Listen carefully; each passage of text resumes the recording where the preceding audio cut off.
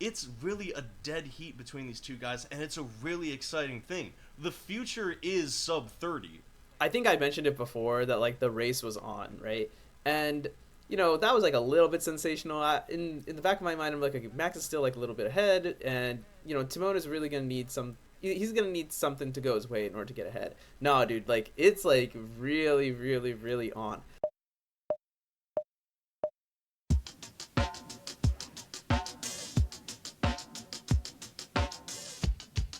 Hello, everyone, and welcome to Plus 3, the #1 crypto podcast on YouTube. I'm Matt Rosman, joined by John Epley and Manu Singhal. Gentlemen, how are you guys doing? No comment. No comment? Outrageous. John, what do you have to say about this? No comment. Man. So I show up late, and then I'm the last one to show up, and then all of a sudden I'm getting no content from you guys. We did all the content before you got here, and so now it's just kind of redundant to bring it up the again. hour before you showed up. They recorded the episode. This is just part 2 of recording. Yeah, this is the secret episode. Or I guess we recorded the secret episode already. Yeah, if you want to find that secret episode, join the Patreon, which we totally have. Do we have a Patreon? No. No? Do you think we need a Patreon? Should we lobby Matt to make a Patreon for us? What would we even do with it? Maybe we can sell your feed pics on there. Oh, come on, man. Yeah. Anyway, we need to move on rather quickly.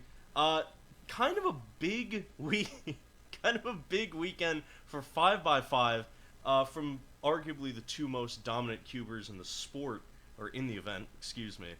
Max Park set an NAR 5x5 single with 32.23, and then Tymon set a European record 5x5 average of 34.79. We talked about this a little bit before, getting on when we were planning the episode out yesterday. We were just talking about, like, seeing these guys compete with each other time and time again. It really, like, this 5x5 is an event where it's really a dead heat between these two guys, and it's a really exciting thing. The future is sub 30, so just want to get your guys' general thoughts on this. Yeah, I mean, look, like, I think I mentioned it before that, like, the race was on, right? And, that was, like, a little bit sensational. In the back of my mind, I'm like, okay, Max is still, like, a little bit ahead, and, Timon is really going to need he's going to need something to go his way in order to get ahead. No, dude, like, it's, like, really, really, really on. Not only for, like, the world record, right, which Tymon has got, like, extremely close to this last weekend, but also think about, like, going into Worlds, right? You have these two guys, like, Max Park, this juggernaut of, like, these bigger cubes, who's, like, been absolutely dominant for, like, the last several years in, like, just the sport of speed cubing as a whole. Then you have, like, this, like, semi-upstart Tymon Kolosinski. Originally he was the Pyraminx world champion. That's what he was known for. Completely shifted over to 3x3 and N-by-Ns. And he's giving, this guy who's in, like, already in the history books, a run for his money. Like, that is prime time television. That is exactly what you are trying to watch. So I think it's just going to be an absolute blast. And the other thing, which is so interesting, Max is still out here using reduction, and Tymon really leading the charge for all of the Yao solvers out there. So many of the top solvers are now using Yao. And so when the world record average finally falls to Yao, that will be a monumental time for 5x5 and just big cubes in general. Yeah, and what I'm excited to see is Max now kind of has a reason to come back. We've seen in the previous years that Max will get a world record, be dominant, and then someone will come and they'll start to chip away at him or maybe take that record. Then he'll have to come back and he'll have to start practicing again because he has a reason to practice again. So you can kind of see that same thing happen here. Tymon got March when he got that 325 single. Max got his 325 single in March. Tymon overtook it in September and overtook it again in November. But then the next month, Max is back, got NAR, and you can tell that he's working on it, right? And Tymon is, like Manu said, extremely close to the WR average. He was 0.15 away and 0.03 away from taking that record. So he got WR2 and WR3 results in his last comp. So, I mean, he's right there. I mean, one parity away one lockup away in 2 separate averages is pretty incredible. So clearly he's right there. And something that's also pretty incredible about Tymon is he's now WR9 or better in 3 through 7, both single and average. So everything 3x3 and up. At worst, he's WR9, and he's still good in 2x2. He's like top 50 in the world. So pretty incredible all-rounder, and probably something that we don't give Tymon enough credit for, just how dominant he's become in all these big cubes. Absolutely. Like, I think I've mentioned this before, that I think that all around Luke Garrett, like across all WCA events, Luke Garrett is arguably the best. But when it comes to like N by N, and especially these larger cubes, this is a 2-dog race, man. You know, you got like Max and Tymon just continually like showing each other up in these events. I mean, like you're saying, like 9th place in the world or better at 5 different things. Like that's insane. And I think that when you have guys who are competing like this at such a high level, it's going to drive them to continually push further and further. I don't think that... I know I mentioned, like, sub 30 is going to be a really big thing. But I don't think that there's really going to be a point for these guys to stop competing against each other until, like, another person shows up. I think it's just going to be... We're going to see that in these larger cubes, we're going to see these records slowly but surely just get... beaten and improved on, because these guys have a spirit of competition, arguably like none other at this high. When we're like, you're looking at top 10 across all events. There's probably not a spirit of competition between two people greater now than Max and Tymon. It's sort of like how go back to the Netflix doc. It was Max and Felix, and now it's Max and Tymon. Tymon really taking that position. So I think that this is really exciting stuff. I want to see what happens with things like 4x4 and 6x, and like other kind of larger cubes. I would like to see what happens there, and to see if we're going to get a similar level of competition like we're seeing in the 5x5 event. No, yeah, you're absolutely right. I think one of the things that as I was like a younger speed cuber, the big cubes, I was just like, this is boring. I do not care what is going on, right? And as much as it was fun to watch Kevin do those push-ups whatever before World's Finals, at the end of the day, it just did not, there was not the same push and pull. Max was just so far ahead of everyone else that it didn't really matter. But we're seeing little chips in the armor here and there, right? We're seeing in 5x5, Max literally lost this world record, the world record single, and now his world record averages are really getting tested right now, down to 0.03 in this case. He lost the 6x6 single average world record to Nam last year, or was it earlier this year? Yeah, it was earlier this year actually, and he now got that one back. 7x7, he's been so far ahead of everyone for a very long time. Maybe it's finally time that's going to start to come down too. Maybe it's probably a little too soon for that. I give that at least 3 more months, I think, before Tymon or maybe Nam can do some damage there. But it's just really interesting. All these big cubes, they have these storylines now. So if you've never been interested in big cubes, now is your time to kind of get tuned in, get kind of locked into these stories to see how they evolve over the next several months. Yeah, and as a real homer, I've always loved to see the USA on top of different cubing events. So it was Dan Cohen, and then it was Kevin Hayes, and it was also Felix, and now of course it was Max Park for the longest time, and that's when I was the most proud, right? You had Max on top. You got to see Kevin compete every year too, and you got to see a good representation of the U.S. But now I think Max will be the last stand for the United States for a while, but also for Redux.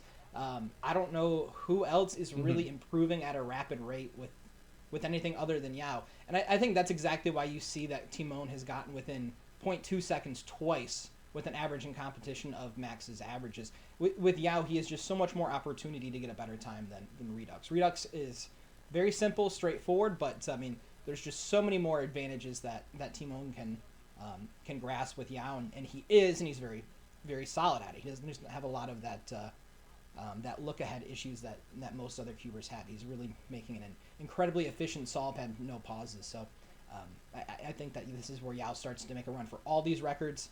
7x7 is going to be close behind too, but 5x5 is going to be the fun one to watch, I think, especially going into Worlds.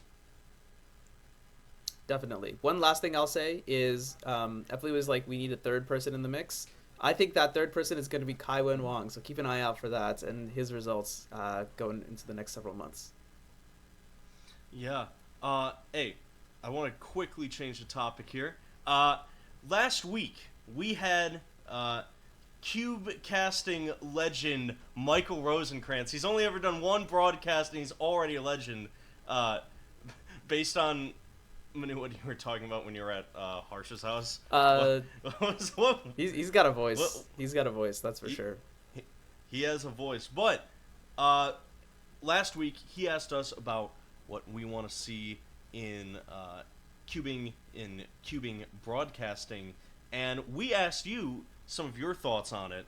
I want to point out we each have a comment that we're going to read out here. This is from at You Got Shafted. So I can't not laugh when I read that name. But Mr. Shafted, or I don't want to assume gender here, but Shafted over here says, in their opinion, we should have a mix of professionals and cubers on the topic of broadcasting. If we have a professional cuber, professional can bring broadcast expertise, and the cuber can bring cubing expertise. Now, I think I'm uniquely equipped to briefly discuss this because I study journalism, and I study specifically sports journalism, and this is kind of how it goes for most every kind of sport. So, okay, take like football for instance. Go to who's broadcasting on ESPN. Okay, like Joe Buck and Troy Aikman on ESPN. They broadcast Monday Night Football. Joe Buck has been a play-by-play announcer for I think about 20 or so years, 20, 25 years.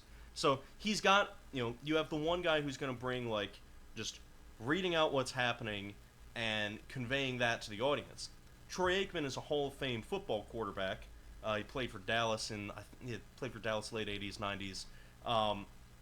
He brings that sort of player and competitor experience, which gives a different angle than just having a play-by-play guy read it out technically. So we kind of need that. We kind of need someone to be a broadcaster, someone to lay out everything for the color commentator to talk about. So I think it's a really good idea. I think it'd be, obviously with, Rosenkrantz, it was his first stream, but we could see, like, I love when we have, like, Dylan come in and do color for our streams. I love when we had Chris and Michael doing the first stream that I worked on, even though that's not the same level of balance, but you know what I mean. So I think it's a really good idea, and I think that's how it should be, because that's another step in taking cubing into a more professional direction and into something which is going to more resemble other types of competition. I'm not saying, it can't be two broadcast people or two cubers, but I think having the balance is sort of what you need in order to have a good flow just for, the program, just for the production. Yeah, no, I think you're absolutely right. Like, I think the one thing that a lot of people don't realize, and, like, I get this from time to time too, it's just like, I will just make mistakes when I'm commentating because, I am not the highest level speed cuber, right? Like, at the end of the day, I got my 12 average, like, in 2019, and I still haven't been able to beat it. But one of the things I think, which is not obvious, is that if you want to get behind the mic, not only do you need to have a knowledge of cubing, you need to have some capability of disseminating that knowledge to the viewer. And, the viewers are a pretty large demographic, right? Since we just broadcast this on a live stream, anyone can kind of watch it, right? So you have no idea of, like, how to connect with the viewer, like, in the most intimate way. So you have to be able to talk to basically everybody. You have to talk to the people who have no idea what speed cubing is. They might not even know what a Rubik's Cube is, honestly. So you have those people. You got the people who saw it in the 80s, but then, like, played with it, like, knew that it was a cool thing, but didn't know that it was back. Then you got, like, the hardcore speed cubing audience. And to balance all of that, I think definitely takes, like, a mix of people who are good at talking and people who are really, really knowledgeable about our sport. And so having that balance between the play-by-play and color casting, I think, is something that we've kind of only recently invented. But I think that's going to be huge for keeping broadcasting going forward. Well said. Yeah, Manu, do you have something that you wanted to talk about? Yeah. Yeah, so comment. so we got this like really interesting comment, like a large comment from Hogzieg, basically like talking through like a bunch of different things. I'm gonna take some of like the most interesting things here. Like, will cubing ever be in the Olympics? I find this a really interesting question, because for many sports, the pinnacle is being at the Olympics, being at like the Olympic level. Like having Olympic level like regulations, Olympic level like athletes, Olympic level kind of like facilities and stuff like that. Will speed cubing end up in the Olympics? In my opinion, probably not. And I don't think this is necessarily a bad thing. I think it's probably okay if speed cubing has its own like major tier events and super like the world championships and whatnot, and those don't really have to be linked to the Olympics. For example, tennis is at the Olympics, sure, but like the best tennis players, yeah, sure, they show up at the Olympics, but they're really evaluated based on how many Grand Slams they win, and those are like the real prizes to be strived for. Golf actually wasn't even at the Olympics until relatively recently, but obviously golf is like a huge sport, right? And despite however you might feel about it, like there are athletes and they are extremely skilled at whatever they do, right? It's not as simple as like, yeah, there's like the meme of like, okay, you just hit the ball, right? Like just send the ball over there. Trust me, it is extremely difficult to do.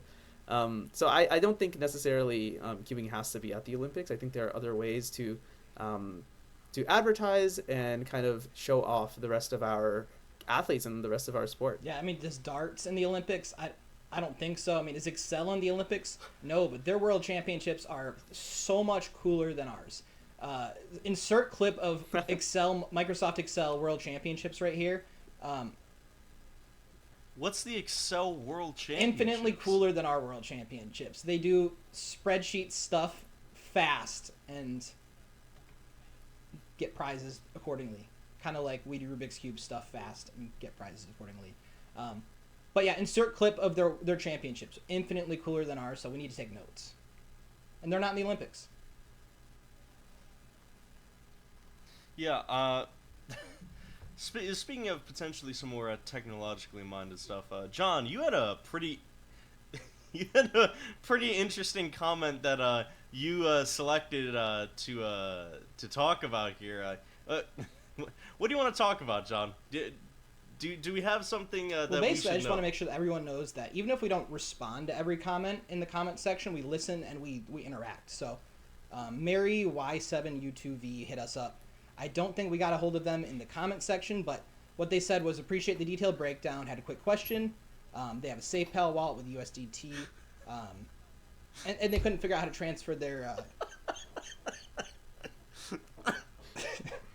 They couldn't figure out how to transfer their... Continue, please. Their USDT to Binance. So, wanted to help them out. Couldn't seem to get to work with their seed phrase, so I sent them mine. Haven't heard back from them since, but hopefully by next episode we can let you know that Mary has figured out how to work with their seed phrase. Or maybe, Mary, comment down below if you got it to work. Maybe transfer back what was in my wallet if you can. And anyone else that has any... crypto-related questions, let us know. We'll try our best. Yeah, that's what I said. Number one crypto podcast on YouTube is John Bankman-Fried. John Bankman-Fried? Holy moly. That goes hard. Come on, smile! We know you want to smile. I want to apologize to the audience, by the way, because earlier in the episode, I was kind of laughing hysterically. I will just say that I was initially spurred on. We have all of our calls in Discord, and they have little like activity things on Discord, like things to do as a group. And I didn't see what the name of it was, but there was just like a thumbnail with like a cow dressed in a Santa costume, like it. And I played that. Why? Dude, I played that. I don't know why. But that, and then looking back at John with his sunglasses and his goofy smile, like, I could not stop laughing. My eyes hurt. I've been crying, people. Oh, boy. Well, at least we finally addressed the fact, like, John's We sunglasses. addressed Everyone the else wears elephant in the glasses every room. week. I get called out the one time I also wear glasses. That's That ridiculous. is that actually. That's Because those ridiculous. aren't glasses. That is a good Dude, point. those aren't glasses. No, you know what? I've changed my opinion. I'm not changing my opinion. Look at those things. Oh my god. You're just mad that Look, they're cooler that- than yours, dude. Dude, John's glasses are like the densest point in the universe. No light is escaping them. Bro, The aura singularity. it's the I've aura heard some of your singularity. takes, bro, and they're That is pretty the dense, singularity of cubing. Oh. Anyway, we talk about cubing on this show sometimes. We actually have another kind of highlight rundown for highlight of the week. Let's go back. I want to start off as I started off the last highlight rundown with Daniel Rush. Look, this guy is just going to continually be like setting the gap between himself and the rest of African cubing. All right, he sets not one, not two, not three, but 4 African records this past weekend. He set a 4x4 single record, a 4x4 average record, a 5x5 single record, and a pyramid single record. Now look, I will sit here and say once again, I think this is exciting that Africa does have a genuine, prospect when it comes to like someone who can start competing on the world stage. I think Daniel's great. We talked about this a little bit before. I want to see cubing grow in Africa. We talked about like a lot of these competitions are in South Africa. I want to see that expand because you never know. There's a whole continent of interested cubers, and what? Not everyone is going to travel across a continent. Not everyone has the Maddie budget to just fly to where all the competitions are happening all the time. I want to see it expand. I want to see it grow. I think having a dynamite guy like Daniel Rush is really big. So congratulations to him on those 4 records. Yeah, I mean he's just amazing. So, good job to Daniel. Manu, what do you got? Yeah, so I'm also going to go a little worldwide here. I'm going to talk about, and the Americans actually might not have heard of this guy. He is a phenomenal speedcuber, Do Quang Hung from Vietnam. This weekend he had 2 very notable results. He got a 595 3x3 average, and you're asking, okay, why do I care? First of all, it's a sub-6 average, all right? Let's not try and like sweep that under the rug just because Tymon gets that every week. A sub-6 average is a sub-6 average, right? That's pretty incredible. He's the first Vietnamese cuber to get a sub-6 average, and that's like a top 60 results or whatever. So big congrats for him on that. He had a really fun pop off too, as you see the video that we put in. But perhaps of even bigger consequence, he also got the 4x4 single ASR 18.45. Nam got an 18 also this weekend, but he edged that one out. Nam getting a 18.73. That's the Korean national record, and WR9. Do Kwang's result, that's WR6. I made a video on Asian Champs a while ago, and there was an entire highlight section dedicated to Do Kwang Hung, just because he really popped off at Asians, and he cemented himself as one of the best Asian speed cubers, especially in like big cubes. So he's incredible. So keep an eye out for him and all of his activities as we go into Worlds 25. Yeah, John, what do you got? We've got another. I think you actually brought him up on the last rundown as well. Ro Hessler, showing up. Yeah, once if you're out there again. taking predictions on each one of our categories, you are right on mine. USA. You can't be overrepresented with USA. We should only be talking USA. So Ro Hessler got a 38 out of 70, and I think it's important to highlight what might be in the shadows, because 38 out of 70, ultimately he got second place with that result in the competition he had. But what we were talking about last week is he got that 63 out of 68. That was the most cubes ever solved or attempted in a competition. This week he went for 70. He may not have gotten the success rate, but clearly he's pushing for more. And what I think is important to use, my time to highlight is the fact that Ro's not just going to farm world records. I think he very clearly could, if he wanted to, just try to, maybe not safety, But if he wanted to go for the world record of, I think it's right now 59 points, if he wanted to go for 60 out of 60 cubes, just grab a world record, then go for 61, go for 62, he could try to farm some world records. But I think Roe's just using competitions as a practice repetition for where he wants to be in the future. And I think that's honorable, but also just the most valuable way you can use your own time. I think everybody's time out there is very, very valuable, and the more you realize that, the more you can do with your time. And I think it's pretty clear to see that Roe respects his time and is going to do great things with himself. So I wanted to highlight him again this week, and hopefully we'll continue to see more from him in the future. Absolutely. Congratulations to everyone, especially, again, congratulations to Max and Tymon, those 5x5 times. Gentlemen, you got anything that you want the viewers at home to comment about? Anything you want to see them talking about? Well, there are two notable results we did not talk about, so perhaps we can we'll hear from that, I think, later. We're just going to wait for some more info on those ends, but yeah, let us know what you guys are all interested in. Oh, did my camera die? What was that all about? Anyway, that was awkward. Yeah, let us know what you guys are all interested in. If you liked this like little rundown of like the triple highlight of the week, if you will. Yeah, and especially those two topics, those two times that we didn't cover, especially one particular time. If you want to sound off on that in our comment section, we're probably going to be talking about that either, next week, sometime. It's going to get talked about, okay? We all know what it is. But yeah, John, you got anything? Or are you just going to keep sitting there with I don't know, the maybe we'll talk about it on a live stream later. Yeah, maybe a live stream, which, you know what? I think I can say it now since we're probably going to start planning it. Not a specified date time yet, but before the end of the year, we are going to have a +3 live stream.